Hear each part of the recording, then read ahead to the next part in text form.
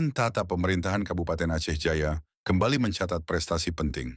Dalam ajang Anugerah Penajaya, tahun 2025, bagian Tata Pemerintahan berhasil meraih juara harapan dua kategori inovatif terbaik.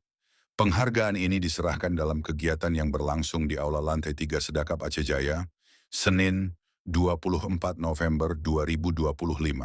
Penghargaan diberikan setelah tim penilai dari LAN RI Aceh bersama Bapperida Aceh Jaya menilai sejumlah inovasi yang telah dijalankan.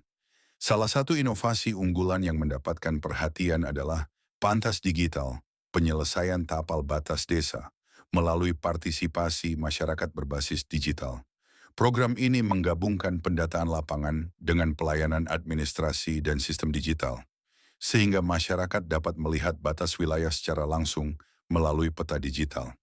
Metode ini dinilai sangat efektif dalam mengurangi potensi sengketa lahan antar warga maupun antar wilayah.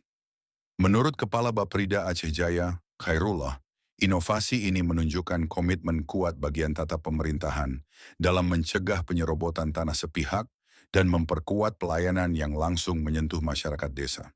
Ia berharap penghargaan ini menjadi motivasi bagi para ASN untuk terus meningkatkan kualitas pelayanan publik dan menjaga hubungan baik antar warga.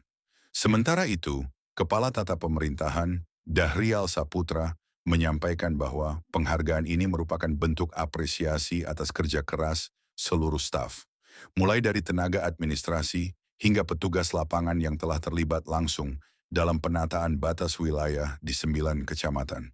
Dahrial menegaskan bahwa pihaknya akan terus berkomitmen memberikan pelayanan terbaik, responsif terhadap kebutuhan masyarakat, dan berorientasi pada peningkatan kualitas pelayanan publik. Dengan capaian ini, pemerintah Aceh Jaya berharap inovasi pelayanan publik terus berkembang setiap tahun dan memberi manfaat lebih luas bagi masyarakat. Dari Media Center Kabupaten Aceh Jaya, saya Saifuddin Salem melaporkan.